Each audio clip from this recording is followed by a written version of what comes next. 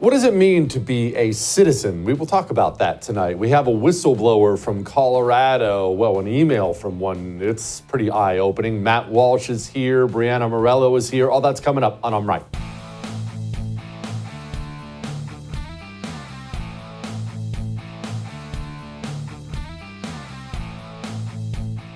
What does it mean to be a citizen? To be a citizen of a country, of a tribe, of whatever. What does it mean to be a citizen? What's the difference between being a citizen or, let's say, a slave? There's been slavery throughout history. What's the difference? Well, here's one of the main differences. There are several, but one of the main differences is this. Since I'm a citizen of the United States of America, I'm not a slave to the United States of America, I'm a citizen. That means I have a relationship with my government. You have a relationship with your government. Relationship means this. There are obligations that go both ways. That's really a huge part of being a citizen. As a citizen of the United States of America, I have obligations. Yes, sadly, taxes are part of that. I pay my taxes. I get just as mad about it as you get, but I pay my taxes. I pay way too many, but I pay my taxes, just like you do. Okay, that's part of it. Service to your country in some way, in one way or another. I have always felt a duty to my country. It's a big reason why I joined the Marine Corps. That's part of being a citizen. I feel blessed to be here. I wanted to serve it if I had to. I wanted to fight for it. I ended up having to do that, but that's part of being a citizen. Okay, so those are my obligations. But because I'm not a slave, because I'm a citizen, my government has obligations too. You see, this is not a one-sided thing. If I was a slave, it'd be one-sided. I would have to just work and do my duty and serve and expect nothing at all in return. But I'm not a slave. You're not a slave. You're a citizen. So the government, all governments, this isn't unique to ours, but the government has obligations it has to fulfill as well. Otherwise, there'd be no point to being a citizen. And so what are those obligations? Well, as in so many cases, you can tell a lot about what obligations the government should have towards its people by looking back towards the founders of this country and the Constitution. And what they really laid out in a very general way to put it is the government's job is to protect you from entities you can't defend yourself against on your own. Meaning, it's not necessarily the government's job to make sure the robber can't break into your house. Obviously, you want government to clean up crime, but if China decides to invade, well, I don't care how many guns and ammo you have, you're going to need some government-level assistance. Government, really its only role in a free country should be the protection of its citizens. Guard your border, keep the illegals out, protect you domestically against any foreign invasion, and a huge part of citizenship, not just now, but historically, throughout the history of the world, is protection for you when you're abroad, when you leave the country, when you leave the United States of America. How it's supposed to work is you're not just a random individual walking through Greece. You're a United States of America citizen. You are a citizen of this country, and that means the power of this country, the diplomatic and killing power of this country, they stand right behind you. Can't see them, but they're right behind you. And historically, that is how it has worked. You know that biblical story of Paul? Remember that story where Apostle Paul, everyone knows this story, whether you go to church or not, everyone knows this story. Apostle Paul's being flogged. They're beating him to death. And what's Paul say to him?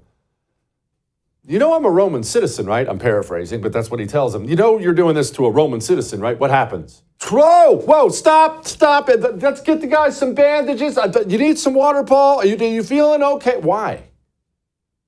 Why did that put the fear of God, Paul, flogging Paul? It wasn't because the Roman Empire had some specific love of Paul. After all, they did end up chopping his head off. It was because the Roman Empire protected its citizens when its citizens were abroad.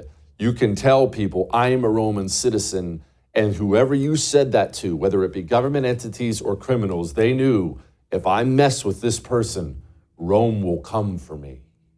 It's part of the reason citizenship in the Roman Empire was so treasured. You know you've earned that, right? As a citizen of the United States of America, you have earned that. That is the government's obligation to you. Whether you're in Greece or Mozambique or Russia or anywhere else on the planet, if you pull out a passport, an American passport, I don't care whether it's a terrorist group or whether it's a nation state, that should put the fear of God in whoever is messing with you. The fear should be, if I touch a hair on the head of this American citizen, the United States of America, they're going to come for me. They might do terrible things to me. And that can mean different things. It can mean diplomatic things are done, sanctions, things like that.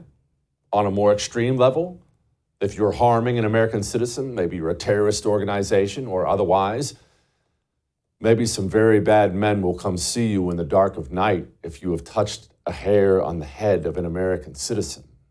That's an obligation the government has to you. And I've been so angry in recent years watching that privilege of citizenship, watching that go away, watching the United States government slowly but surely decide that this is just a one-way relationship after all. Oh, you have all your obligations still. Oh, you better pay those taxes. IRS will be at your door tomorrow. But if you get in trouble abroad, it's not that big of a deal. Don't really care. And this is, I just want to say this is what happens when empires begin to crumble, when they begin to go downhill, when they begin to lose their influence abroad because very corrupt, evil people have taken over the reins at home. It's been going on for years. Remember Otto Warmbier? That'll always make me mad. It always will. Teenage boy goes to North Korea. Very dumb thing to do, but goes to North Korea.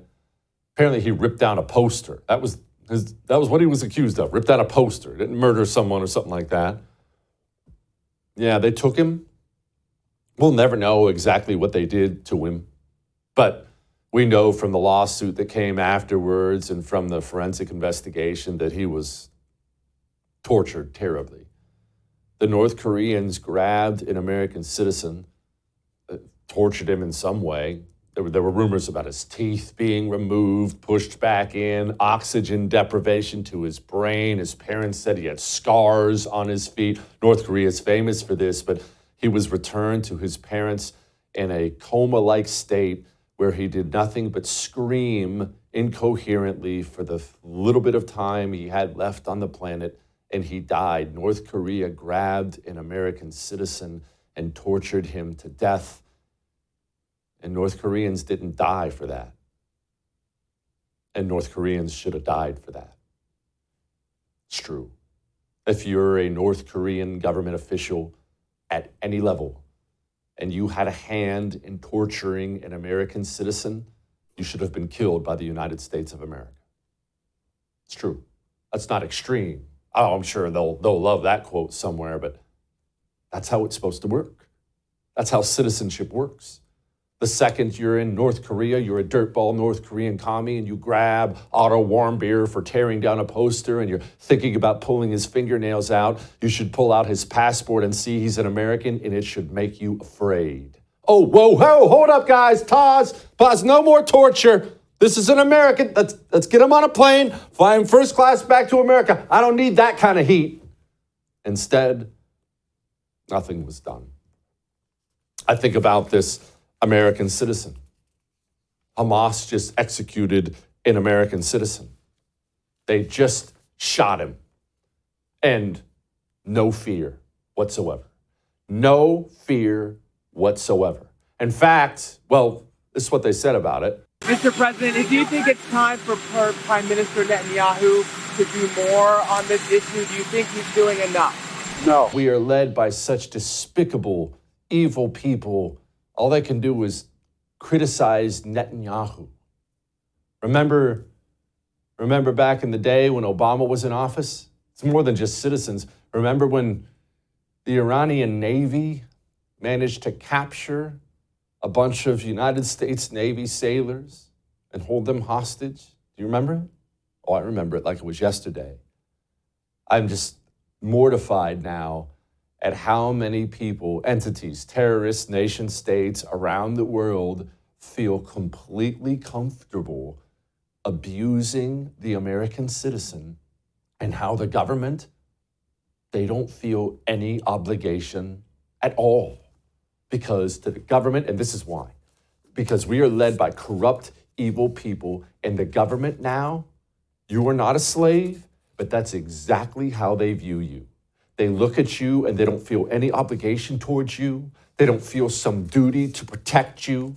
All they care about is themselves and their power and their money. And these people don't ever stress for a moment about the American people, not domestically and not on foreign soil. Tim Walsh wants to be your next vice president. He was asked about the American citizen who was just executed, and he was too busy with the ice cream. What's your reaction to the 6 hostages being found in Gaza? Thanks, everybody.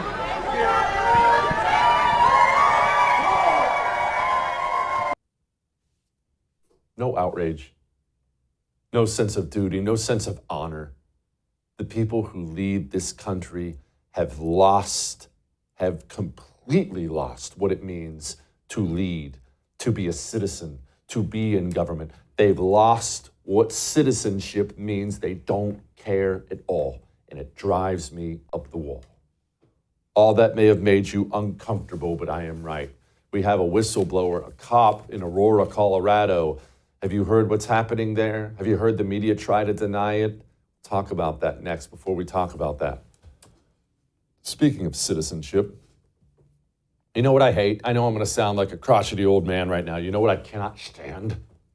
When I have to get a hold of somebody in customer service, when I have to call a company, and I can't talk to anybody who speaks English.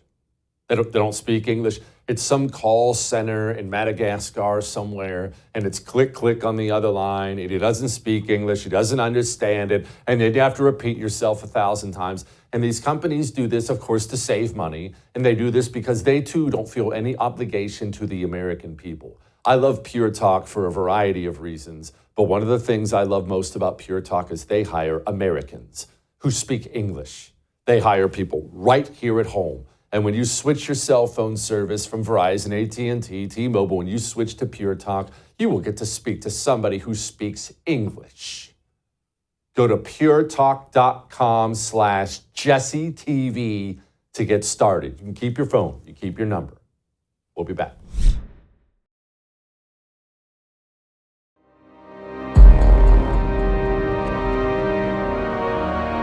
All right, so you've heard probably by now what's happening in Aurora, Colorado. It's happening all over the country, New York City, abroad.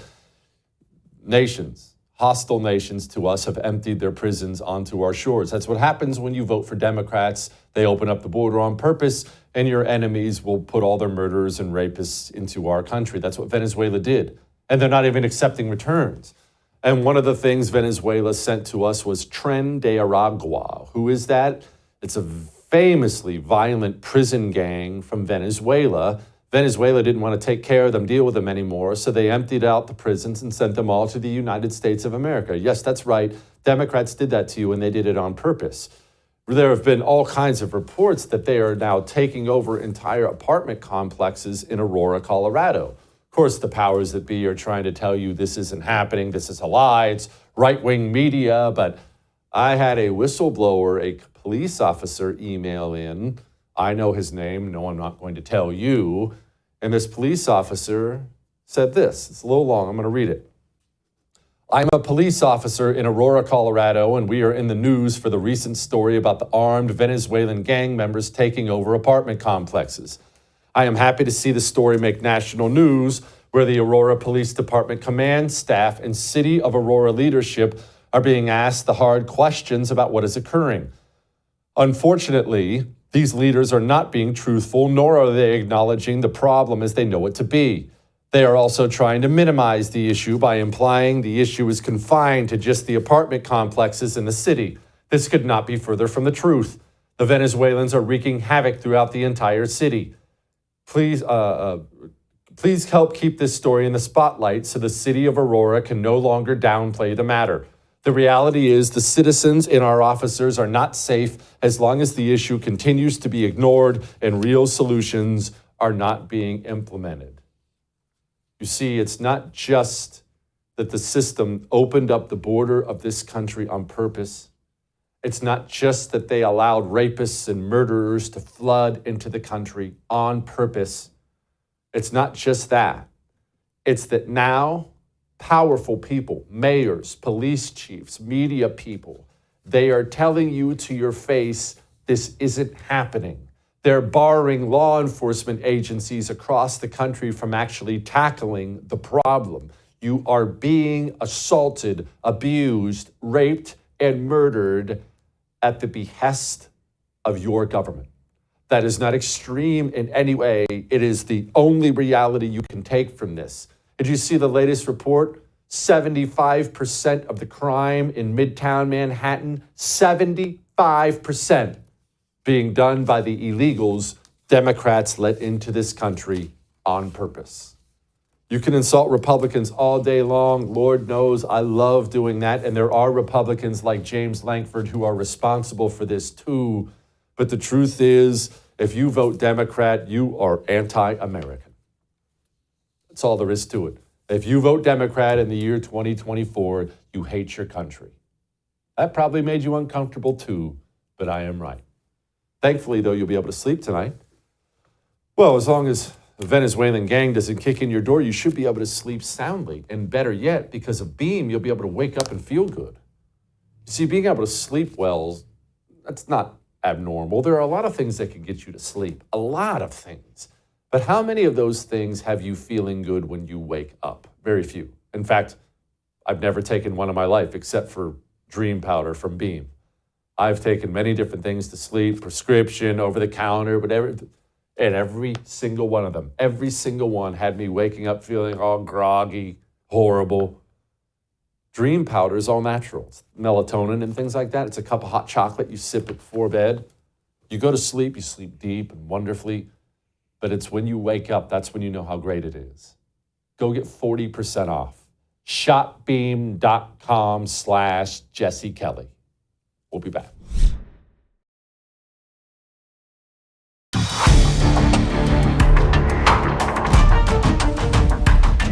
Am I racist? I would really appreciate it if you left. I'm trying to learn. I'm on this journey. Can you please leave? If I'm going to sort this out, I need to go deeper undercover. If I want to be an ally, I need to look like one.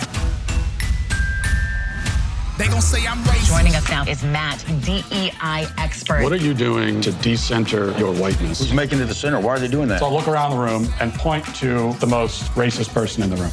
I'm out, guys. They gon' say you racist. Am I Racist? Rated PG-13. Buy tickets now. It's his dryness. That's what makes this stuff so funny when he does it. It's this old curmudgeon dry delivery. We'll get to his friggin' movie in a moment. Hey, Matt, first I want to talk to you about raw milk. I'm a huge fan, Matt. Could you break down raw milk? I'm just kidding. I've never had it before, but it looks delicious, Matt. Yeah, well, apparently I'm the expert. I'm the spokesman for milk now. I've talked about milk. I've been in the public, commentary space for years now. I've said one thing on the subject of milk once, and that was on Sunday. And it was my one time saying anything about milk, and it went massively viral. And now I've got people screaming at me over something that, apparently, look, I'll say this on raw milk. You want to drink it, go ahead. I think it's gross. You want to drink it, fine. I'm not saying anyone should ban it. I don't really care that much. I don't drink milk at all. I'm an adult, I don't drink milk. I haven't had a glass of milk since I was like 8. But I just don't, it shouldn't be the centerpiece of your identity and your ideology is all I'm saying. And what I've learned from some people is that if you don't like raw milk, you're like excised from the conservative movement. You don't belong anymore if you don't drink raw milk, which I didn't know it was that serious. Yeah, man. Well, welcome, buddy. You troll these health freaks. I've been doing it with the keto people for years, and it is hysterical watching these people lose their freaking minds. All right, I'm going to move off of that, and let's focus on some important things. You wrote a great piece for the Daily Wire about these Venezuelan gangs coming in, of course, Tren de Aragua. Venezuela empties its prisons onto American soil, where they now rape, murder, assault, and loot the United States of America. And the left-wingers who we have in charge of this country, they think it's hilarious. They love it.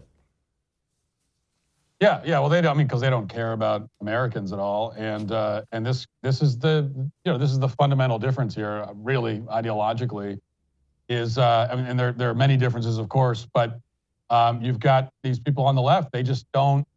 The actual well-being of American citizens, which should be the most basic thing politically that concerns us, does not concern them at all. I mean, it really comes down to that. They just don't. They don't care that much about the fact that in American communities you're dealing with this. I mean, this is the kind of thing that it's obvious to you and me, but to these people it isn't. It's the kind of thing that should fill you with rage when you see this sort of thing happening in an American community. But and if you don't have that gut level reaction, then there's something, I think, deeply wrong with you spiritually. Okay, so what is wrong with them, Matt? How can you look at the American people being terrorized? How many stories have you had to cover, have I had to cover? These beautiful young women being bludgeoned to death, children. It's just, the stories are awful. The kind of stuff that just, if you're a parent, if you're a human, it tears your heart out. So if you're one of these people doing it on purpose, as the Democrat politicians and losers like James Lankford, they're doing it on purpose. If you're one of those people, how do you sleep at night? What do you tell yourself when you go to bed and know that you opened up the border and a 12-year-old girl got raped, strangled, and chucked in a ditch here in Houston?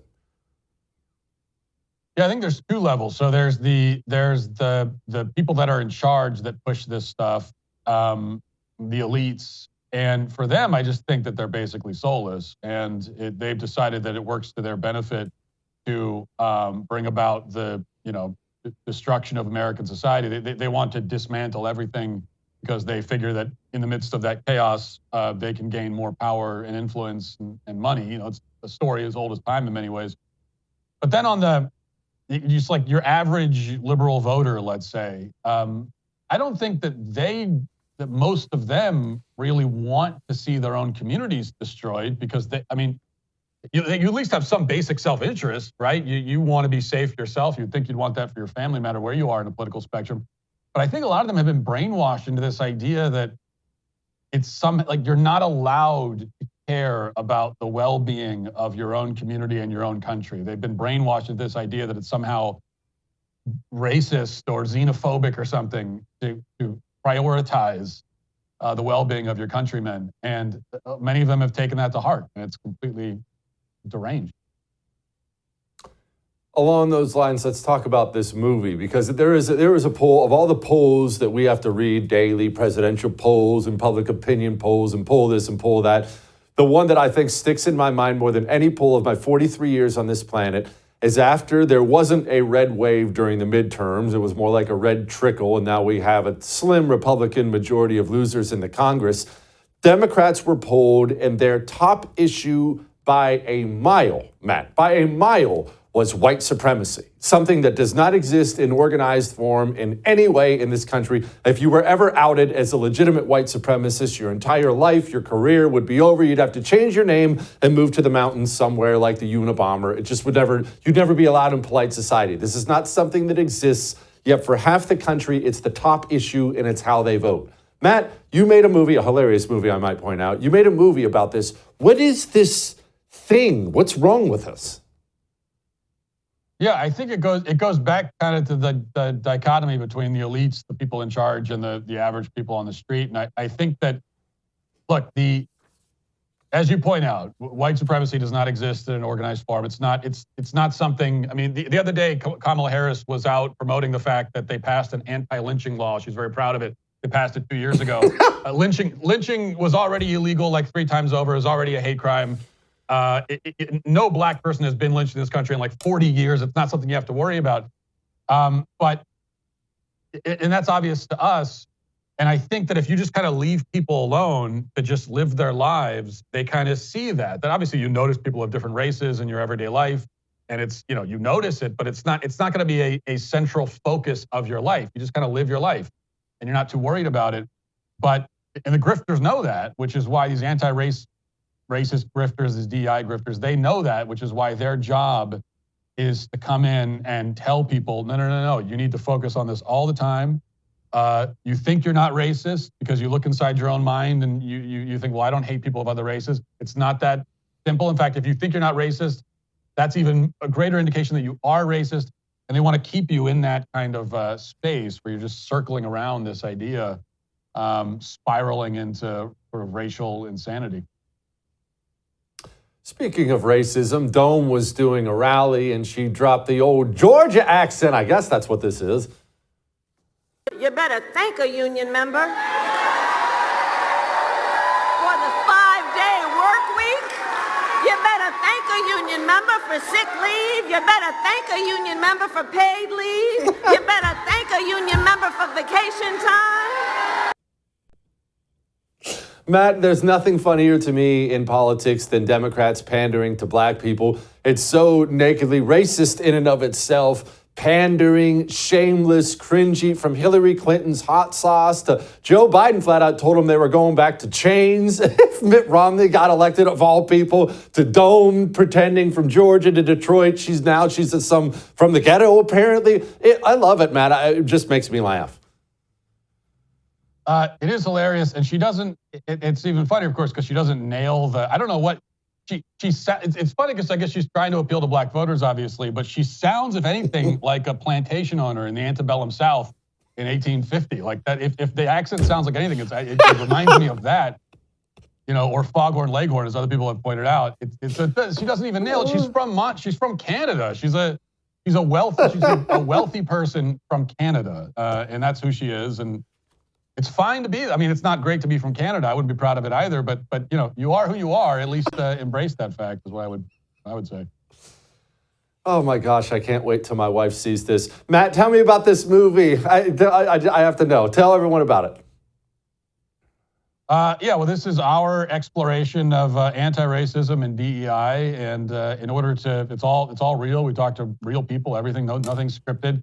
But through the course of the movie, I become a DEI expert myself. And all I'm really doing is I'm just taking these ideas that these people have and I'm trying to put it into practice in the film. And we kind of go down the rabbit hole. It goes to some very strange and rather dark places, but also I think pretty funny. And it comes out September 13th. You can buy tickets now at miracist.com. You got to pre-sale tickets are very important with films like this. So encourage everyone to go there and buy the tickets. Yeah, I would encourage him to do the same. Matt, thank you, brother. As always, love your work. I appreciate you very much. I'm preemptively laughing. You have any idea how hilarious this movie is going to be? Because you hear him. He's just such a curmudgeon, and he's so dry with his delivery about everything. When you remember that movie he did, What Is a Woman, which was hysterical, absolutely hysterical. Can you imagine him going undercover as a DEI guy? Oh my gosh, it's going to be great. The amount of people who are going to get angry at him is going to be great. And yeah, go buy some tickets to it.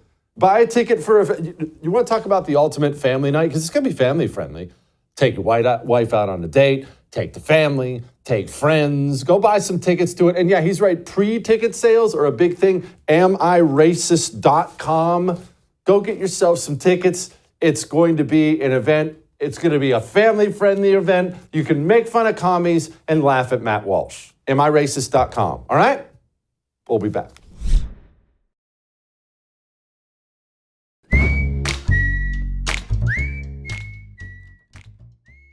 All right.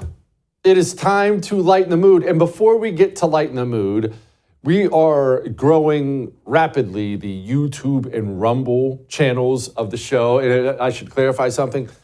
You're going to see different things on the YouTube channel, on the Rumble channel, than you see here. Little things. If I watch a debate, the next time there's a debate. Obviously, we're going to come on this show and I'm going to do a full show and I'm going to talk about it. You want my immediate 1 minute, 2 minute reaction to the whole thing? Maybe we'll throw some funnies in there. Go subscribe to the YouTube channel or Rumble channel if you prefer that. YouTube.com/JesseKellyDC or Rumble.com/JesseKellyDC. How about that for shameless promotion? Now for a light in the mood. Let's make fun of Elizabeth Warren. Elizabeth Warren provided us with the funniest moment in the history of politics. I'm trying to think. I realize that's subjective. So maybe that's my opinion on it. But do you remember the Elizabeth Warren DNA thing? Before I play the video of her talking about scholarships, before I play that, you remember the DNA thing, right? Elizabeth Warren, she has had advantages in life because she claimed to be of Indian heritage.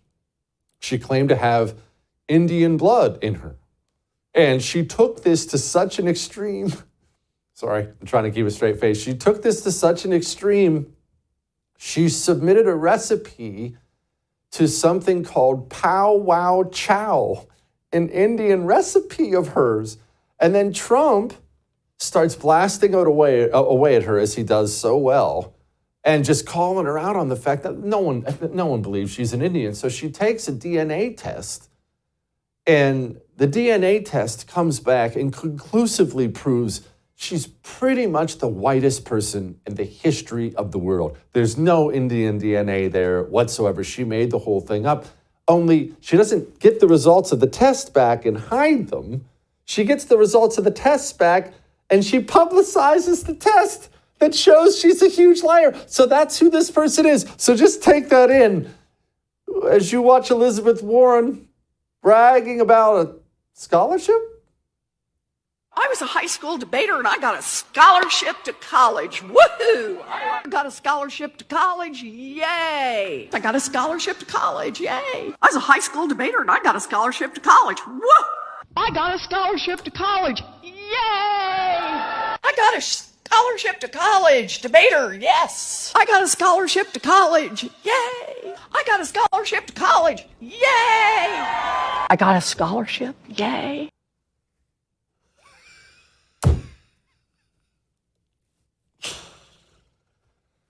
I'll see you tomorrow. I would thank you for coming to my YouTube channel, but I know how brilliant it is, and I know you love it here.